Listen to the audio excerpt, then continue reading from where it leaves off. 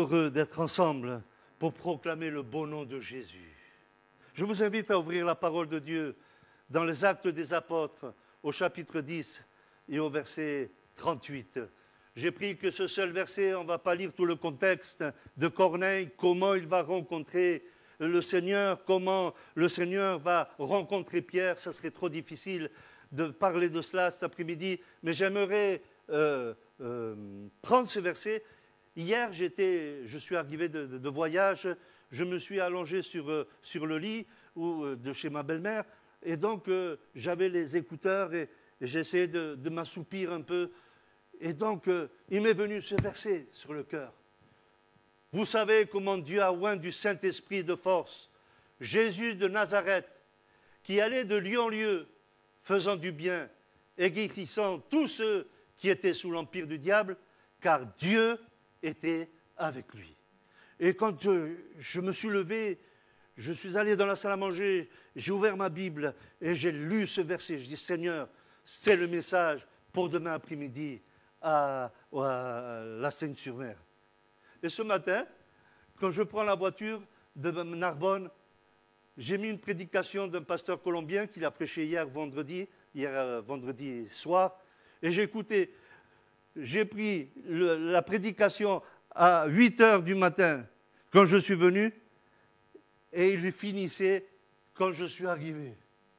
1 heure, 2 heures, 3 heures. Vous êtes contents? Parce que ça va durer 3 heures aujourd'hui. Il n'y a pas d'alléluia, hein? Ouais, Lou. Hein? Et donc, quand il y a eu les chants, il y a eu la louange, oh, j'étais dans la voiture, et il y a eu des témoignages de guérison. Un pasteur avec 25 000, à Bogota, 25 000 chrétiens.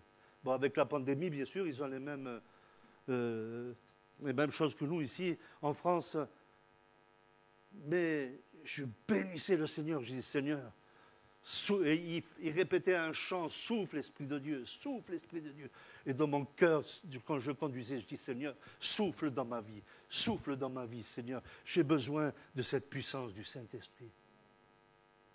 Et alors, après, il s'est mis à prêcher, il a prêché sur le Saint-Esprit, mais plusieurs fois, il a dit, vous savez comment Dieu a oint du Saint-Esprit et de force Jésus de Nazareth, qui allait de lieu en lieu, faisant du bien, guérissant tous ceux qui étaient sous l'empire du diable, car Dieu était avec lui. Ah, j'ai dit, Seigneur, c'est une confirmation, c'est pour ce soir. Est-ce que vous croyez que Jésus est là cet après-midi? Est-ce que vous croyez qu'il est au milieu de nous? Est-ce que vous croyez qu'il est en vous? C'est ça l'important. Ce n'est pas seulement de croire que Jésus est au milieu de nous. Il faut croire qu'il est en nous, qu'il est pour nous, pour agir d'une manière puissante et miraculeuse. Gloire à Dieu. Et donc, ce Corneille, qui était un homme, un centenier romain, il avait soif de Dieu, il avait soif de la religion juive, il avait soif des choses spirituelles. C'était un paradoxe pour ces hommes de guerre, ces hommes violents, ces hommes romains avec les mains tachées de sang. Mais il y avait des hommes qui soupiraient après Dieu, qui cherchaient Dieu. Et là, il y a une promesse de la parole de Dieu. Cherchez et vous trouverez. Et dans Jérémie chapitre 29, verset 13, il dit, cherchez, cherchez-moi de tout votre cœur. Et si vous me cherchez de tout votre cœur, vous me trouverez. Jérémie chapitre 29, verset 13. Et cet homme avait des aspirations pour Dieu. Il voulait savoir au sujet de Dieu, comment recevoir la personne de Jésus. Et Dieu, dans son plan, il va mettre des instruments, il va mettre des hommes un homme qu'on appelle Pierre pour le conduire jusqu'à chez lui. Et là, la parole de Dieu, quelques versets avant ce verset, Corneille dira ces quelques paroles. Nous sommes tous devant toi pour entendre ce que tu as à nous dire. Cet homme, il avait soif de la présence de Dieu. Il avait soif aussi d'entendre le message de l'Évangile. Et là, Pierre, bien sûr, il y aura d'autres versets, et il dira que Jésus allait de lieu en lieu, faisant du bien, guérissant tous ceux qui étaient sous l'emprise du mal, car Dieu était avec lui. Et avec ce verset, il va faire une prédication, il va annoncer le message de Jésus. Je dirais, moi, depuis sa naissance jusqu'à la croix, parce qu'il parlera aussi après de la résurrection. Et après la résurrection, il parlera du baptême dans le Saint-Esprit. Il va y avoir une chose extraordinaire dans cette maison. Ce n'est pas un temple, ce n'est pas une synagogue, ce n'est pas un lieu religieux. C'est une maison qui va accueillir Jésus, qui va accueillir Pierre, et il va accueillir le message de l'Évangile. Et là, le Seigneur, il va se manifester. De lieu en lieu, Jésus allait de lieu en lieu. Et quand je relisais ces quelques versets, il allait de lieu en lieu. Je voyais Jésus au Jourdain, je voyais Jésus lorsqu'il est dans le désert. Et après le désert, je le vois Jésus dans la synagogue de Nazareth, en train d'ouvrir le livre d'Ésaïe 61, quand il dira « L'Esprit de Dieu est sur moi, parce qu'il m'a oint » pour proclamer le message de l'Évangile. Et la parole de Dieu nous dit qu'il allait de lieu en lieu. Jésus, il était infatigable, inlassable. Il allait de lieu en lieu. Pourquoi? Parce qu'il avait une mission, venir chercher et sauver ceux qui étaient perdus. Jésus traversait un cimetière où personne ne passait. Et Jésus, lorsqu'il va passer dans ce cimetière, il y a un homme possédé, dénudé, cheveux longs, barbu, il est meurtri dans son corps. Et Jésus passera dans ce cimetière, et ce cimetière se changera en résurrection. Gloire à Dieu. Le Seigneur fera un miracle extraordinaire. Cet homme qui était perdu, cet homme qui était loin de Dieu, loin de sa famille, le Seigneur va faire un miracle. Personne ne passait dans Samarie. Tout le monde, les Juifs, contournaient Samarie. Mais Jésus, il allait de lieu en lieu. Il va traverser Samarie. Et là, il va rencontrer une femme qui a soif. Une femme qui est venue puiser de l'eau pour sa maison. Et Jésus va lui donner la vie éternelle. Jésus va rencontrer cette femme et Jésus va faire un miracle. De lieu en lieu, il allait aussi dans les synagogues, il allait aussi au temple pour proclamer le beau nom de Jésus. Jésus est infatigable et il est venu jusqu'à nous, gloire à Dieu, pour nous sauver. Je remercie le Seigneur parce que Dieu est un Dieu fidèle jusqu'au bout. Amen. C'est bien de voir mon frère, lorsqu'il travaillait à CVA à Nice, de les voir ici. Gloire à Dieu. Je serai fidèle jusqu'au bout parce qu'un jour, le Seigneur s'est révélé dans notre vie. Gloire à Dieu. Jésus, il va contourner, il ne contourne pas Samarie. Et Jésus ne va pas contourner la croix. Et là, lorsqu'il va monter sur cette croix, on va le crucifier. Et là, il va y avoir des paroles, non pas des paroles de condamnation, il va y avoir des paroles d'espérance, il va y avoir des paroles de pardon. Et Jésus dira, Père, pardonne-leur, parce qu'ils ne savent pas ce qu'ils font. Il était là, c'était incontournable, il fallait aller jusqu'à la croix. Et la parole de Dieu nous dit qu'il y a un homme un brigand, qui va dire, mais moi, je le veux, Jésus. Je ne veux pas mourir et partir dans l'au-delà sans espérance. Et le Seigneur lui dira, aujourd'hui, tu seras avec moi dans le paradis. C'est pas formidable ça, se voir cet évangile. Je vous l'ai raconté en quelques minutes. Mais quand on lit l'évangile de Matthieu, Marc, Luc et Jean, ces choses ont été écrites. Jean 20, 31, 31, ces choses ont été écrites afin que tu puisses croire et en croyant, tu puisses avoir la vie éternelle. Gloire à Dieu. Jésus est là. Tu as un problème et Jésus veut se révéler d'une manière puissante et miraculeuse. Vous pouvez dire gloire à Dieu, s'il vous plaît? Amen. Il est vivant. Même en sourdine, dites gloire à Dieu. J'ai soif de Jésus. J'ai soif d'avoir la bénédiction de Dieu. Et là, il va rendre l'esprit et on va le mettre dans un tombeau. Premier jour, deuxième jour, au troisième jour, il est ressuscité. Gloire à Dieu. Et c'est Jésus vivant. Ce n'est pas celui qui est là accroché au bout d'une croix, qu'on voit ses crucifixes au bord des chemins. Non, il n'est plus sur la croix. Il n'est plus dans le tombeau. Il est vivant. Il est dans cette église cet après-midi. Jésus est au milieu de nous. Matthieu chapitre 18, verset 20. Là où 2 ou 3 sont assemblés en son nom, je suis au milieu d'eux. Béni soit le Seigneur. Gloire à Dieu. Et pendant 40 jours, Jésus va se présenter à ses disciples. Et là, c'est le moment qu'on a fêté il y a quelques jours. Il est sur cette montagne de Béthanie, sur cette colline plutôt de Béthanie. Et là, il y a ses disciples qui sont avec lui. Ils ne savent pas ce qui va se passer. Et là, la parole de Dieu nous dit que Jésus va lever sa main et pointer son index. Et il dira, allez par tout le monde et prêchez le message de l'Évangile. Sur la croix, il parle de l'amour de Dieu. Et là, il va partir dans le ciel. Et avant de partir au ciel, il va dire, moi je m'en vais, vous restez, mais vous avez un message à communiquer. Vous devez avoir la même passion que moi. Vous devez avoir le même amour que moi, parce que le Saint-Esprit va venir en vous. Allez par tout le monde. Et ils ont écouté. Gloire à Dieu. C'est pour cela qu'aujourd'hui, il y a dans le monde entier des hommes et des femmes qui découvrent l'amour de Dieu par le message de l'Évangile. L'Évangile, c'est la puissance de Dieu pour le salut de quiconque croit. Je voudrais voir rapidement l'Évangile, c'est l'Évangile de la révélation. Christ est la révélation. Un jour, Jésus, dans Matthieu chapitre 16, verset 13, il va poser deux questions. Une question générale et une question plus intime. Et il va poser cette question à ses disciples. Qui dit-on que je suis?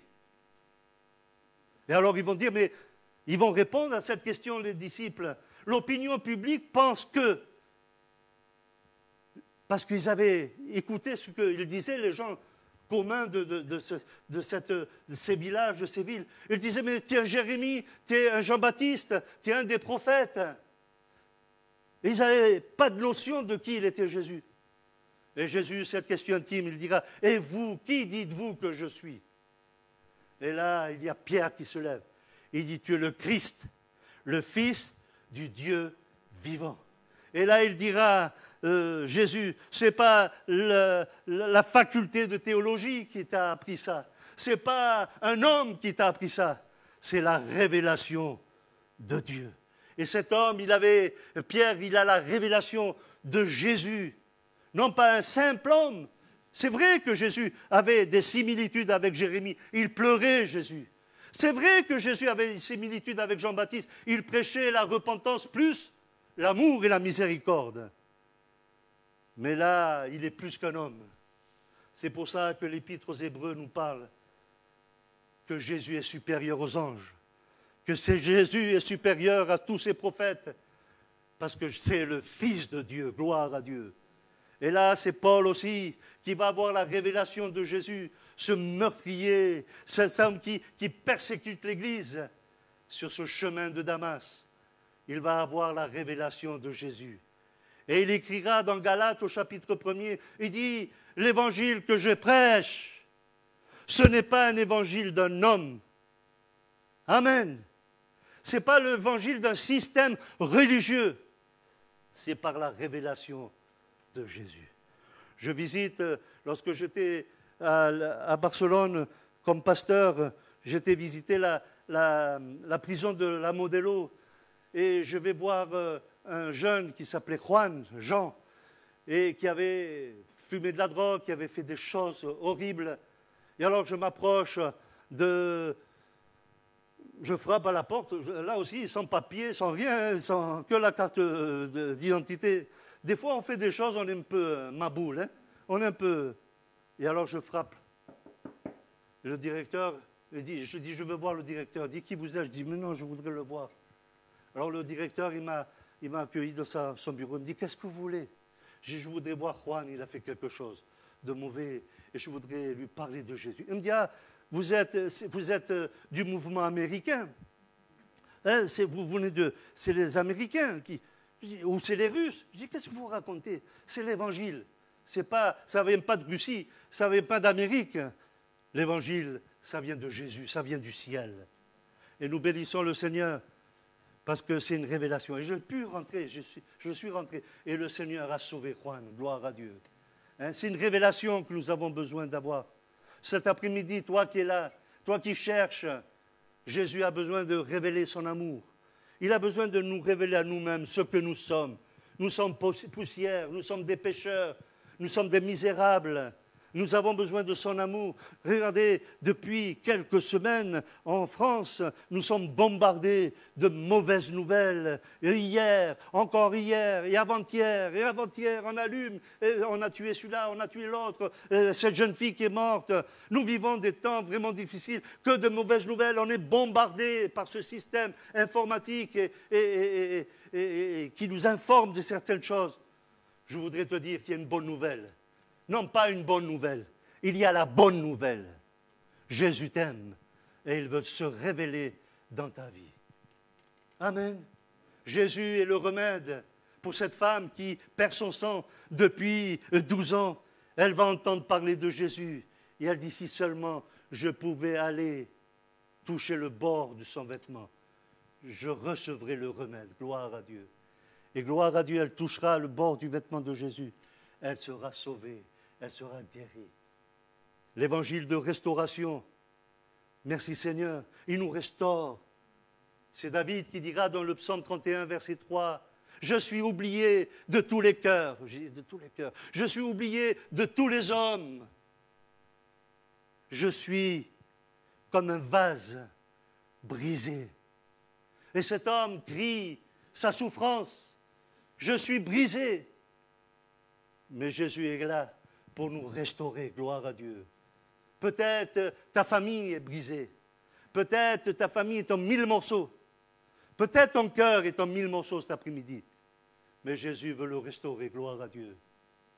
Venez à moi, vous tous qui êtes fatigués, chargés, et je vous donnerai du repos. Amen. Et cet après-midi, tu as besoin de cela.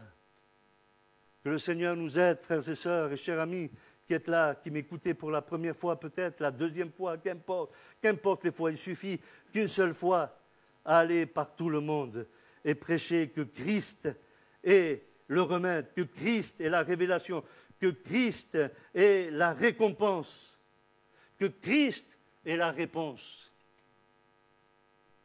Il est la réponse à tous nos besoins. C'est pour cela que nous avons chanté « Avec Jésus, tout me suffit ». Et j'aimerais dire dans Colossiens 2,10, comme Paul dira, « J'ai tout pleinement en Jésus-Christ ». Je n'ai pas besoin de regarder un film porno pour salir mes yeux et mon cœur. J'ai besoin de l'amour de Dieu qui me libère et qui me change. Amen. Et cet après-midi, l'Évangile, c'est la puissance de Dieu. Tu as besoin de Jésus. Viens à Jésus tel que tu es. Fermons les yeux et nous allons prier dans le nom de Jésus. Et le Seigneur va agir d'une manière puissante et miraculeuse. Fermons les yeux, nous allons prier dans le nom de Jésus. Il y a la victoire cet après-midi. Dans le nom de Jésus, il y a la puissance de Dieu. Dans le nom de Jésus, il y a l'action de Dieu. Manifeste-toi. Tu connais ces hommes, ces femmes qui sont là avec leurs besoins. Je te prie, Seigneur, d'intervenir d'une manière puissante et miraculeuse. Nous avons chanté, Seigneur, que tu es suffisant, suffisant pour sauver. Seigneur, et tout, nous avons tout pleinement en Jésus-Christ. Manifeste-toi, Seigneur, dans le nom de Jésus. Pendant que nous avons les yeux fermés, les têtes sont baissées, ne regardez ni à gauche, ni regardez à droite. Regardez dans votre cœur. Jésus veut faire ce miracle. Toi qui as besoin de Jésus, accepte-le cet après-midi. Invite-le. Corneille a invité Pierre à venir dans sa maison. Et Pierre a prêché l'Évangile. Et cet homme a invité Jésus à venir dans son cœur. Asseyez-vous, ma sœur. Asseyez-vous, ma sœur. On va prier pour vous, mais asseyez-vous. Gloire à Dieu. S'il y avait quelqu'un qui a besoin de la grâce de Dieu, je vous invite à lever votre main là où vous vous trouvez. Et on va prier dans le nom de Jésus. Oui, oui, au fond, je vois votre main. Oui, madame, mademoiselle. Oui, au fond. Vous qui n'avez pas, oui, gloire à Dieu. Quelqu'un d'autre encore. Baissez votre main, je l'ai vu. Manifeste-toi, oui, au fond aussi. Oui, j'ai vu votre main. Gloire à Dieu. Priez le Seigneur. J'ai soif de toi, Seigneur. Je veux voir ta gloire, Seigneur. Priez-le ce soir. Seigneur, tu vois, je suis brisé. J'ai un esprit brisé, Seigneur. Viens dans mon cœur, sauve-moi, sois ma récompense, sois ma révélation, sois mon remède. Sois, Seigneur, mon tout, j'ai besoin de toi. Est-ce qu'il y a quelqu'un d'autre encore qui a besoin de Jésus? Alors on va faire quelque chose parce qu'on est dans ces trucs sanitaires là. Alors là où vous êtes, je vous demande de vous lever et je vais prier pour vous. Ne vous déplacez pas, hein, et restez là où vous devez être et je vais prier pour vous dans le nom de Jésus. Amen. Gloire à Dieu. Gloire à Dieu. Restez là, ma soeur. Restez là. Ne vous déconcentrez pas. Priez le Seigneur. Priez le Seigneur. Restez comme ça au nom de Jésus. Amen. Gloire à Dieu. Gloire à Dieu. Gloire à Dieu. Au nom de Jésus. La puissance de Dieu descend cet après-midi, Seigneur. Et tu te révèles comme le Dieu puissant. Le Dieu tout-puissant, nous l'avons chanté. Au nom de Jésus. Adonai, Dieu qui vit. Alléluia. Amen. Merci Seigneur pour la victoire cet après-midi, Seigneur, dans ce cœur, dans cette vie. Merci Seigneur pour la bénédiction qui enrichit et cette bénédiction n'est suivie d'aucun chagrin. Amen. Gloire à Dieu, gloire à Dieu. Priez le Seigneur, vous qui avez levé la main au nom de Jésus. Seigneur, tu es le Dieu des miracles. Le temps des miracles n'est pas passé, Seigneur. Manifeste-toi au nom de Jésus. Amen. Gloire à Dieu, gloire à Dieu. Il est vivant, il est vivant. Amen. Gloria a ti, Señor. Bendice en el nombre de Jesús el poder de Cristo en su vida. Ahora mismo, maintenant même, Seigneur. Amen. Gloire à Dieu, gloire à Dieu. Il est